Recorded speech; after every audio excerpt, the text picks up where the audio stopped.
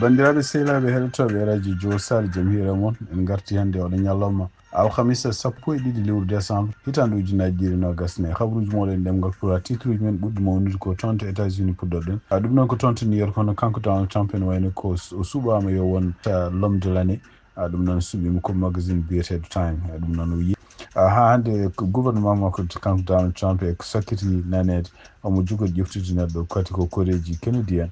kadi ko neɗɗo liggotonoɗo fox news porti yo won adjoint cia ɗum ɗo fof noon firti e wonande jayniyankoɓe ko kanko gouvernement makko o woni tan ko ƴeftude hannde hankkadi taw gouvernement fof ko arde yoɓtade tan gueɗe ɗe ɓe ganduɗa ɓe mbiya ɓe mbaɗama ɗum kam ko donald trump e surtout kadi yimɓe ɓe ganduɗa ko ɓuuri hewde ɓe o ƴeftiɓe oɗo sahaa joni habaruji men international ma en jaaƴe cité aji few gonɗo toon to syrie ene hono kamɓe jordani eɓe jiiɗi wadde kadi dental manggal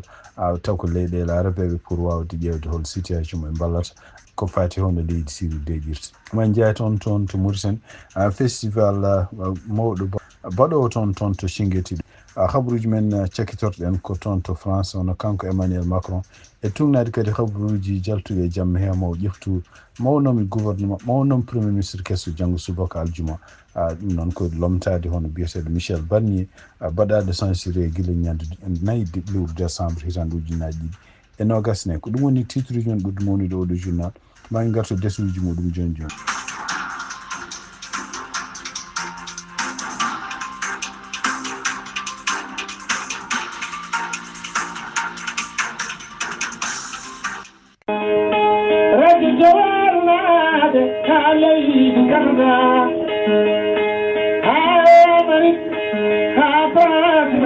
Senegal, ha Burkina, ha Cameroon, Afrique, Amérique. On peut que se le redito, caraja de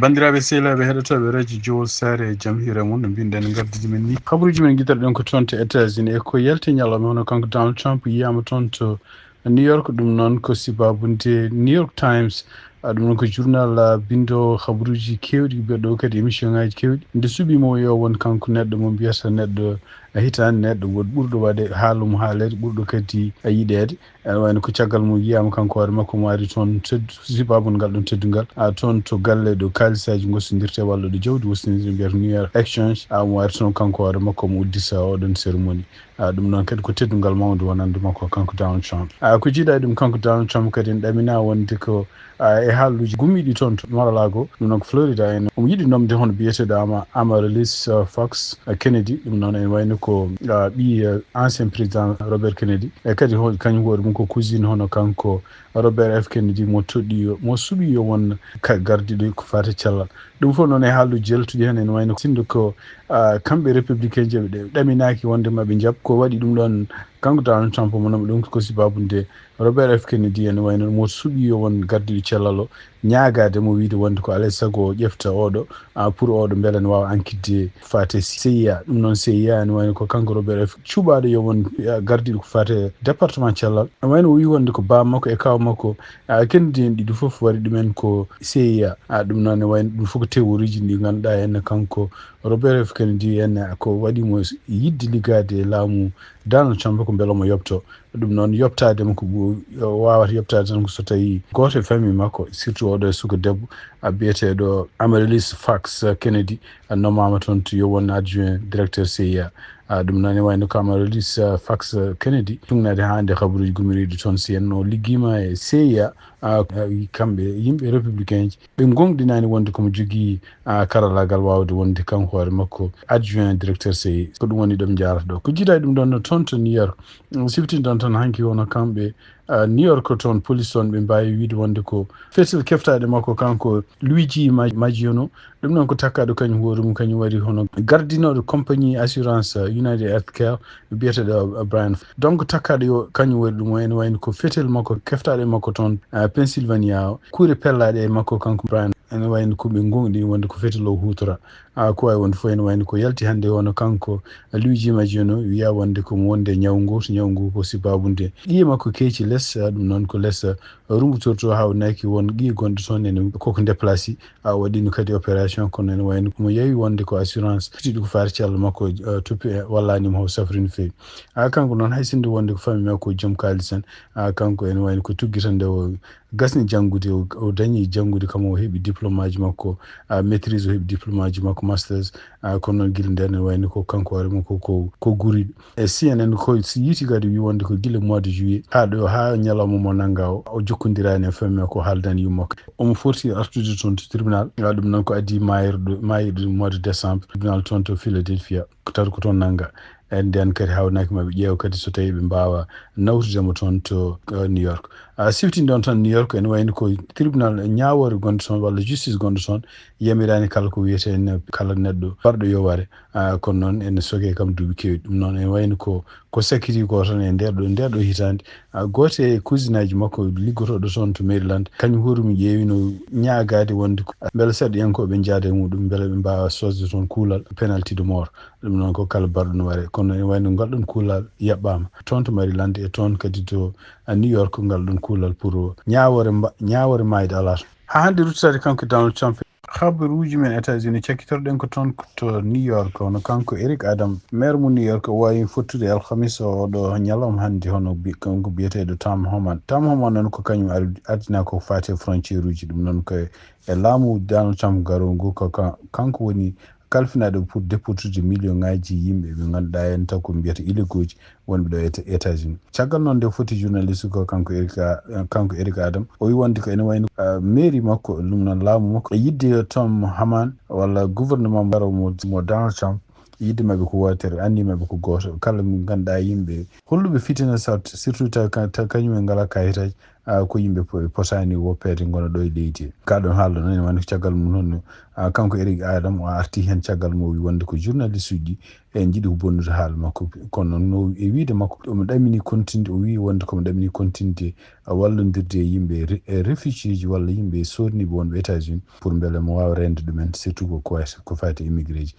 kanko Eric Adam noon ene wayno ko suuɓa yo arde mairie New York ko hitande ujunnaji ɗi nogas ko kono ene wayno ko lebbi ɓenɗi foof kala ko wiyete inde makko bonnama no fewi surtout nde o takka gueɗe corruption oɗo saha joni omo takka ni wiya wonde ko yiiɗi ko ɓadade Donald Trump ko enquête ko tawde ko crime fédéraux ji beele hawnaki Donald Trump laamu ne wawi walludemo momta ko takka ko en beele ɗum ɗon itte ɗum noon ene wayno kanko Eric Adam ko caɗi ɗum ɗon ko ɗum waɗi organisation ngaji kewɗi gonɗi toon to New York oɗo saha joni famde ɗumen wonde ko New York tan e hoore mum e nder New York tan ene famaki ene ɓuura temedde ujunere immigré nan toon kadi ene wayno ko so tawi population New York fof ƴeftama fof ma won million ngaji jeetati e feccere neɗɗo 30% e ɓeɗon yimɓe ko yimɓe ɓe ganduɗa jeeyaka e leydi États-Unis siftinde on tan ko ngoɗo wuuro tugui hitande ujunnaji ɗiɗi nogas ha hitande ujunnaji ɗiɗi nogas tati wawi ustilaji kewɗi ƴeftude ɗumen pour wadde hen yimɓe immigré ji ummiɗe surtout ummiɓe état ji goɗɗi donc ene yentoro ɓennu nde hono kanko Eric Adam o wawi wiide wonde ko tillisaji kewɗi baɗunoɗi pewnonoɗi taw ko yimɓe réfugié ji gonno hen ko guddite balɗe garoji ko wawi wonde fof ene wayno ko pottital makko e kanko oɗo biyeteɗo Tom Homan awnaki ɗum ɗo kadi ko signe suwa ko wonde ko kanko Donald Trump ɓe gori koye négocier beele Eric Adam ene wawa wallude déportude ɓeɗo yimɓe fof pour kanko Eric Adam beele omo daña kanko hoore makko yaafede kabaruji e ɗemgal Pulaar e radio Jawol Sare habaruji men international guiɗaɗen ko toon to Syrie ɗum noon ko e tugnade konngol makko kanko gardiɗo Nations Unies hono Anthony Guterres o wi wonde komo jogui fayre oɗo saha joni wonde ko ndimagu walla ko mbiyata indépendance Syrie koko woni koye continue violede ɗum noon e wayno ko wiide makko sibabude Israël guila tan kanko Bachar Assad laamu makko sami nene continue ne bombarda toon to Syrie ɗum noon ko nokkuji ɗi ganduɗa hen kamɓe armée Syrie ɓe joguino toon kaɓirɗe mawɗe ɗum noon e wiide makko ɗum ɗo fof kadi ko wasde ɗoftade koko wiyete kuule toppitiɗe ko fate indépendance leydi walla leydi kañum hoore mum jeeyi muɗum memede ɗum noon e tugnade Israël ko haala mbi guila ñande mardi guila talata ɓenɗo ɓe puɗɗi on fellude nokkuji ɗo kaɓirɗe militaire uji syrien ji goni ɗum noon e wayno ko ɓe mbawi wellude ñande talata nde tan ɓe mbi ɓe toɓɓi kene wona nokkuji kene wona temedde nayyi capanɗe jeetato nokku ɗum fof ko gueɗe ɗe ngannduɗaa henne ko kaɓirɗe ɓurɗe bonde taw ko militaire uji sirinaɓe jogino. ɓe mbawi kadi kamɓe koye maɓɓe e tugnade kadi haalluji ɓe kala mbi navy maɓɓe ɗum noon ko marine maɓɓe wawi kadi bonnude laaɗe kewɗe nde ngannduɗaa taw ko baɗɗe kaɓirɗe taw ko armée syrienne jeyno e wiide maɓɓe noon pourquoi ɓe mbaɗa ɗum ɗo ɓe mbi wonde ko ɓe jiiɗa wonde ɗeɗo kaɓirɗe walla ɗiɗo nokkuji ɗo kaɓirɗe goni ɓe jiiɗi ko ɗum ɗon woɗ boniyankoɓe ɗum noon ko mbiyata terroriste en surtout en oɗo groupe moɓe gari kepti toon laamu e groupe aji goɗɗi ko wayno assistance pour beele hoto heftude ɗeɗo kaɓirɗe pour beele ne wawa oto continue de wonande ɓe menace kamɓe Israël naɓe ko wawi wonde fof ene wayno ko tugnade kadi oto banggue hono kamɓe Jordanie ɓe mbi wonde ko sibabude janngol gouvernement Bachar Assad e kadi sibabude situation gonɗo Syrie oɗo saha joni ɓe jiiɗi ko wawde noddude leyɗele arabeɓe e leyɗele communauté européenne et États-Unis pour wawde discude ko fati en holno ɓe supportita holno ɓe ballata ɓeɗo sirinaɓe heftuɓe leydi laamu toon e kadi beele laamu ngu ne yaaha yeeso ha wonta laamu civil en kamɓe Jordanie ɓe mbawi ɓe mbi wonde koɓe jiiɗi batu waɗe toon to Jordanie toon to Amman ñande aset garoɗo o ɗum noon en jeeya ɓeɗon nguɗon batu ardiɓe leydi Jordanie on kamɓe organise ɓe nguɗon batu Arabie Saoudite Irak Liban Égypte United Émirats Arabes Bahrain Qatar ɓeɗo ko leyɗele ganduɗa ne ardiɓe muɗum ma gar mbi kadi ne wayno batu ngu kadi hono ɗiɗo délégation ngaji jinɗe eɓe ɗenvi ɗumen yo tawi hen ɗum noon ko délégation mo Turquie tawardi ɗum ko ministére mabɓe des affaires étrangères biyeteɗo Hakan Fidan ministre affaires étrangères mo États-Unis Anthony Blinken gardiɗo communauté européenne union européenne ɗum noon ko toppitiɗo ko fati affaire mo étrangère biyeteɗo chief Kaja Kallas gomu Nations Unies envoyé muɗum spécial to Syrie biyeteɗo Jer o Pedersen donc ɓeɗo fof ko taweteɓe batu toon to baɗo toon to Amman ɗum ɗo fof ko ƴewde holno ɓe mbawi jokkodirde walla wallodirde sirinaɓe heftuɓe toon laamu pour beele laamu ngu ne yaara yeeso kadi Syrie beele deeƴa donc sakkiti kadi toon to Syrie en wayno ko oɗo saha joni ko ɓe mbawi nadde e morgo ɗum noon ko tawde toon ɓalli ɗi ganduɗa yimɓe sakkitiɓe waɗede taw ko yimɓe ɓe ganduɗa kamɓe konko régime makko kanko Bachar Assad wiya wonde mayde ɓeɗo yimɓe fof ene wayno ko maayi ko caggal nde tortura ɗum noon ene wayno ko ɓuuri hewde yimɓe aroɓe toon ɓe namdotoɓe wiyaɓe wonde ko koreji men won mbiyo hen ene wayno yummumen majji ken wonde duuɓi 14 ganda ko to woni wonen wiyaɓe kadi banum gorko walla banum debbo walla gorko mum walla ko way noon namdo donc dole mabɓe ne wayno jogui ko cellphone aji lumiére ji mum pour ƴewde jeese ɓeɗo yimɓe ɓe ganduɗa en ɓallumen ken wona capantato neɗɗo ene goni toon walla ƴewde kala ko ganduɗa ko sifoji gonnoji e ɓallumen pour mbawde heftinde kono ko ɓuuri hewde ɓeɗo yimɓe no leptirani ene wayno ko ɓallumen fof ko boni tugnade kadi noɓe kaaliri ko ɓuuri hewde ɓeɗo kadi ko yimɓe wonnoɓe e kaso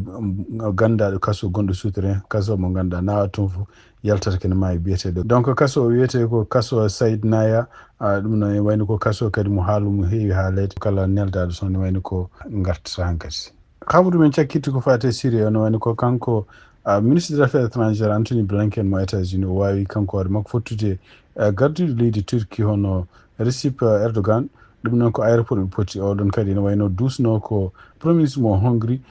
Victor Orban ene wayno ko kañum woro mo arno ko toon Turquie e nder haalluji ɗi kanko Anthony Blinken de o haalde Recep Tayyip Erdogan wi wonde ko o ñaaguima ɗum kadi walla kadi o siftini ɗum kamɓe koye maɓɓe mbawi hol nafoore wonde oɗo saha joni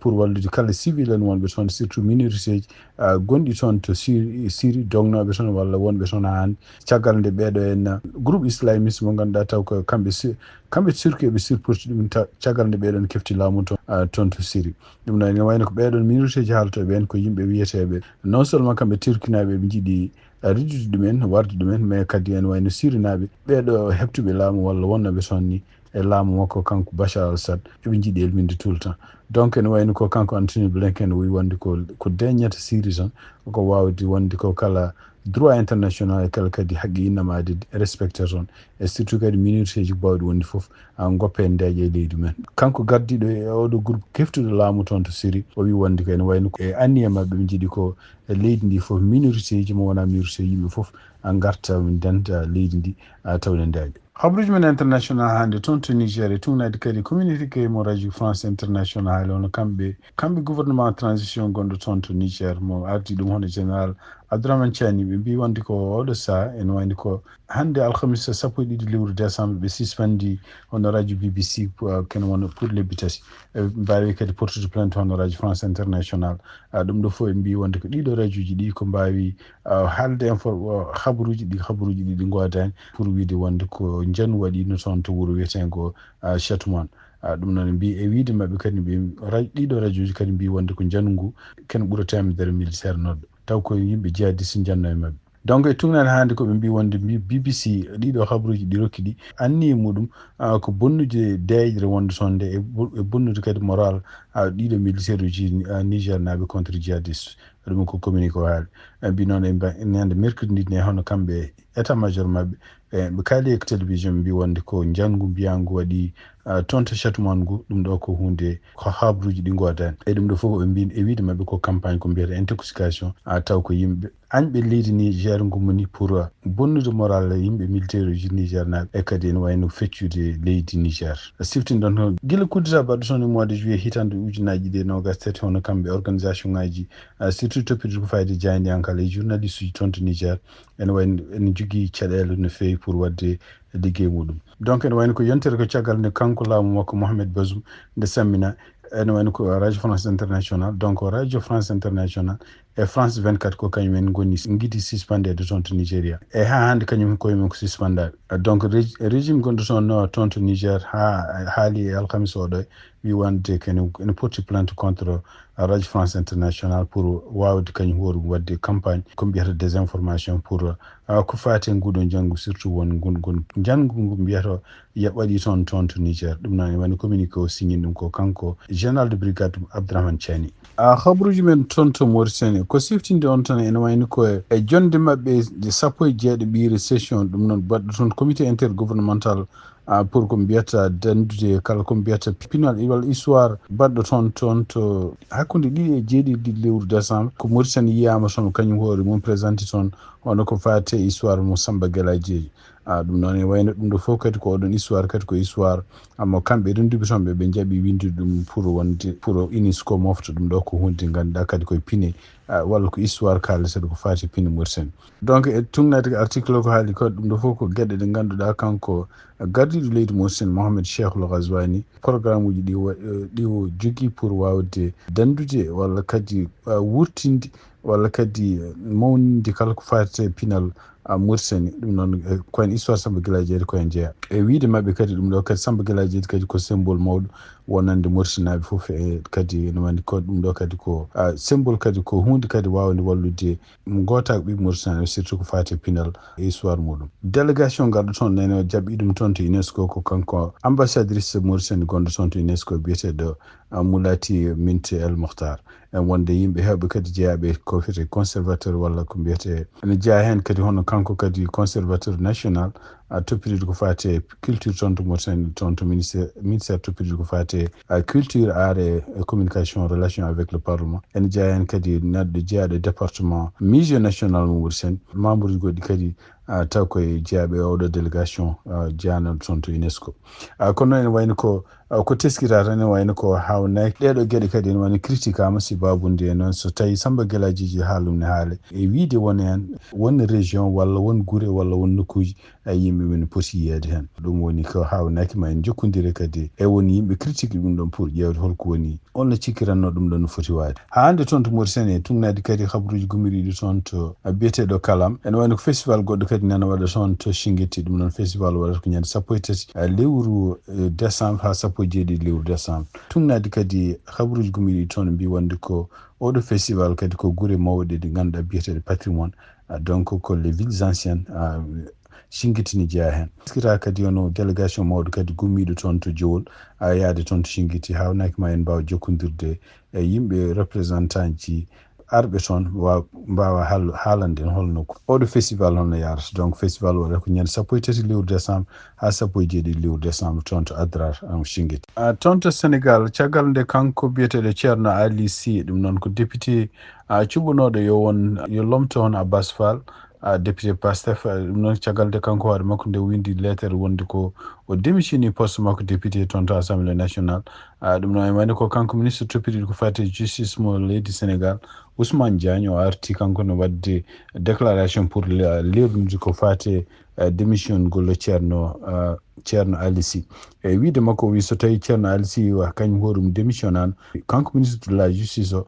wi ko ma won kanko hoore makko ko jogornoɗo windude lettere faade président assemblée nationale pour beele hono ceerno Ali Sy beele poste muɗum mo député en itte ɗum noon o wi wonde ko liggey makko kanko o wi wonde ko mo waɗa ɗum ha timmi o wi ɗum noon ko neɗɗo bawɗo wonde fof mo ɗum ɗon mo hucciti kanko ma o ala hen sikkitade e ɗum ɗon kadi o rewata ko constitution ko yamirimo pour ko fate surtout en article mbiyata 61 pour wiide wonde ko en tant que garde donc ministre de la justice kala décision kala gueɗe ɗe ganduɗa parti ɗum ɗon il faut ko ƴefta ɗiɗon décision ngaji wayi ɗum ɗon kadi wayno ko kala nde yiita banggue goɗɗo kanko hoore makko ma ƴeftude ɗiɗon décision firti tan wonde ko kanko ministre de l' intérieur o wi wonde ko liggey makko o wala paltor kala mo yi oɗon article no fawi muɗum ma o wat feere beele ina itte poste muɗum oɗo déclaration kanko ministre toppitiɗo ko fadi justice o yiɗi tan ko famnude yimɓe ko kala kuule ɗe ganduɗa denɗe ko wate holko débitagal kala ko yi hen ko leerani walla kala ko yi hen ko neɗɗo mo fotani wonde ɗum kanko hoore makko ko appliqué o ɗum bawɗo wonde fof noon habaruji men international cakkitirɗen ko toon to France ɗum noon ko caggal jillumo ko toon to Pologne hono ko kanko Emmanuel Macron jamma alhamisa hannde toon to Paris e nder konngudi jaltuɗe délégation walla yimɓe taariɓe mo kanko président Emmanuel Macron ɓe mbi wonde ko subaka janngo aljuma ko nden kanko Emmanuel Macron huccitte kadi e France naaɓe o haalan ɗumen holmo suuɓi oɗo saha joni yo won premier ministre toon to France siftiniran toon hono premier ministre mo kanko Emmanuel Macron biyeteɗo Michel Barnier ene wayno ko ñande 4 lewru décembre tiiji gonɗi toon luundo mbaɗinomo censure ɗum noon ko kanko gouvernement mo ko ene wayno taxe moɓe gaddi o kamɓe wodɓe ɓe ko 1,351 gooti pour yo waɗa censuré donc soit 43% majorité absolue gonɗo toon o congrès maɓɓe toon fof kamɓe ko 1,88 ɗum ɗo fof kadi e kuule maɓɓe firti wonde ko kamɓe so tawi 1,351 donc 43% wawi vodde pour censuré wadde ɗum woni gouvernement makko kanko Michel Barnier sami wawi wonde fof ene wayno ko gila nden hono kanko Emmanuel Macron yimɓe hewɓe ne kalanno ene foti démission de si babunde premier ministre mo suuɓi o samminama e kadi oɗo saha joni o ala kanko majorité absolue toon to parlement maɓɓe ko wawi wonde fof ene wayno ko subaka janggo aljuma ɗumnade kadi e habaruji gommiriɗo yimɓe taariɓe mo walla yimɓe conseil ji makko kanko Emmanuel Macron ko nder o mbi wonde ko Emmanuel Macron ma huccide télévision janggo subaka aljuma pour wawa haalande holmo suuɓi yo won premier ministre mo toon to France. bandiraɓe sehlaɓe heɗotoɓe radio sar ko ɗiɗo habaruji min jogon noon hannde e ɗemgal Pulaar siftinoon toon hannde ko alhamisa 12 lewru décembre hitande 2024 yanmbal jaam ha janggo kadi jarama.